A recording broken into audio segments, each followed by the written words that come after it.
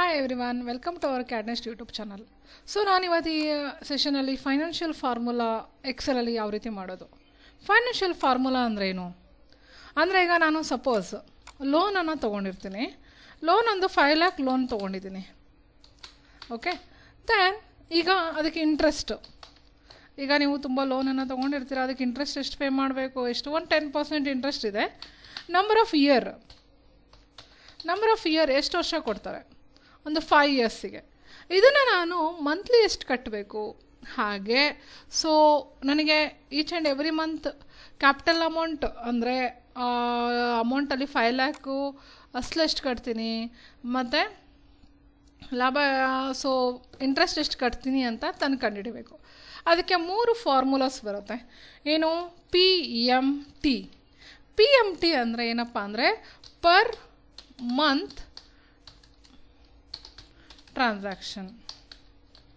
Per month ಟ್ರಾನ್ಸಾಕ್ಷನ್ನ ಕಂಡುಹಿಡಬೇಕು. Then next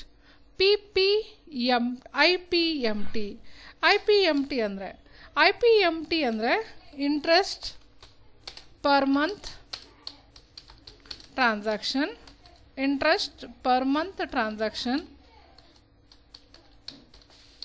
okay, PPMT. So PPMT ಅಂದರೆ ಪ್ರಿನ್ಸಿಪಲ್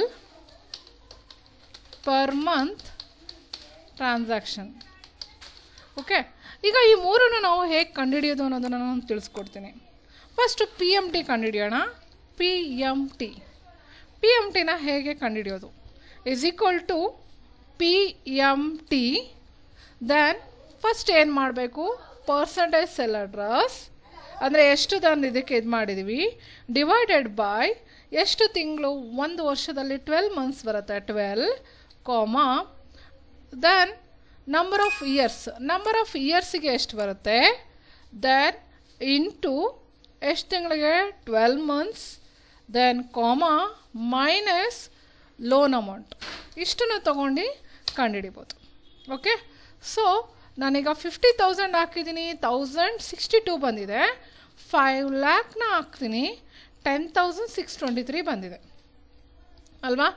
ಹಾಗೆ ನೀವು ಒಂದು 25 lakh ಹಾಕಿ, 25 lakhಗೂ ಅಷ್ಟು ಬರುತ್ತೆ.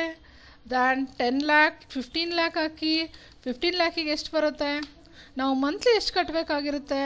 ಈಗ ನಾನು 10 lakhನ ತೊಗೊಂಡಿದ್ದೀನಿ ಅಂದ್ಕೊಳ್ಳೋಣ. 10 lakhಗೆ 2124. ಓಕೆ, 25 lakhನ ತೊಗೊಂಡಿದ್ದೀನಿ.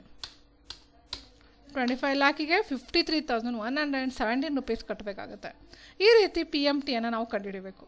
ನೋಡಿದ್ರಲ್ಲ ಫ್ರೆಂಡ್ಸ್, PMTನ ಯಾವ ರೀತಿ ಕಂಡುಹಿಡಿಯೋದು ಅಂತ. ನೆಕ್ಸ್ಟ್ PMTಯನ್ನು ನೆಕ್ಸ್ಟ್ ವಿಡಿಯೋದಲ್ಲಿ ತಿಳಿಸ್ಕೊಡ್ತೀನಿ. ಈ ವಿಡಿಯೋ ಇಷ್ಟ ಆದರೆ ಲೈಕ್ ಮಾಡಿ, ಶೇರ್ ಮಾಡಿ, ಹಾಗೆ ವಿಡಿಯೋನ ನೋಡ್ತಾ ಇರಿ. Thank you.